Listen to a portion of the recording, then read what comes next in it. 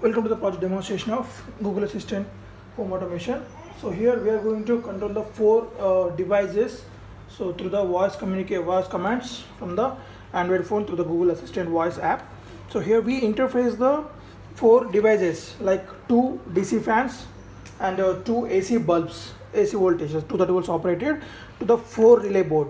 So this relay board getting signal from the node MCU through the ULN2803 IC. So means your node MCU will give the signal to the ULN2803, and this particular ULN2803 will give the signal to the relay to on and off the four devices. So as we are going to provide the 230 volts power supply for the two bulbs and lightly 12 volts, already there will be a rectifier and a filter.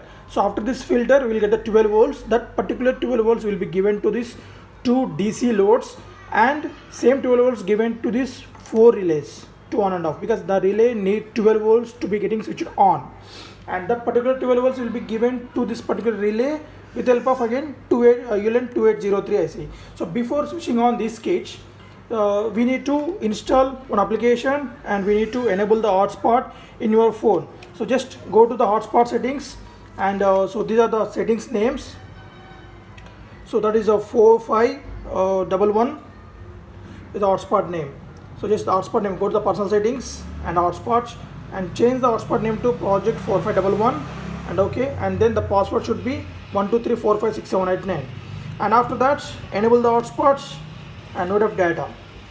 Okay, so after enable the hotspots, then switch on the main power. This power supply is for the node MCU and this power supply is for the loads. There's a two bulbs.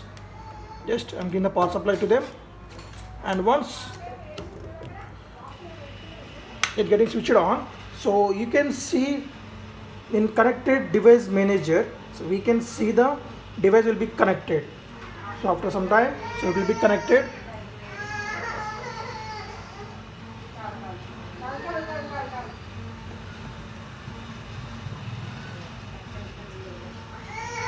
So you can see that.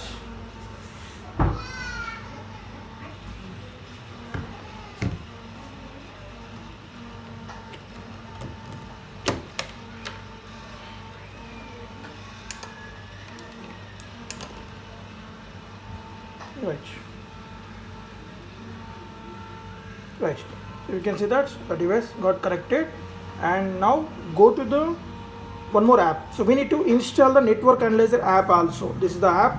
So from here we can get the IP address of our node MCU, and then go to LAN scan and do the scan, and now so we can see this app. One is mobile phone app, mobile phone IP address, another is the node MCU.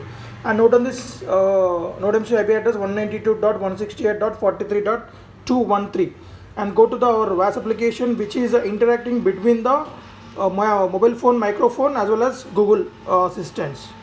That is 213. Remaining are same, and now enter. Switch on the light. Okay. Switch on the bed lights. Okay. Switch on the fan. Okay.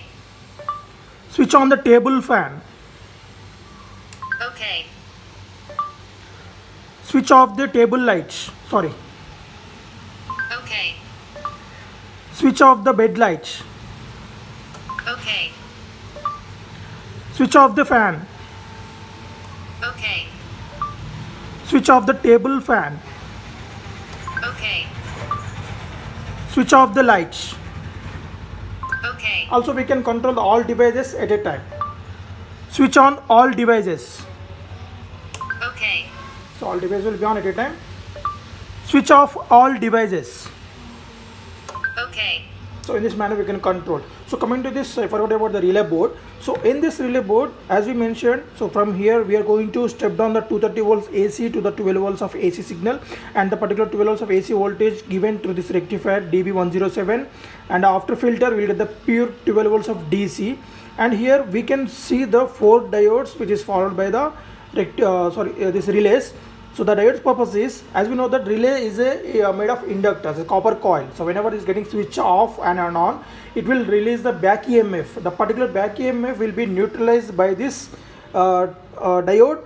So why? Because it will, if without diodes, the particular back EMF will be given to this IC or a node MCU, it may get damaged. So in order to neutralize that, the diode is connected in reverse bias, so that the generated back EMF will be sent to the neutral as a ground directly.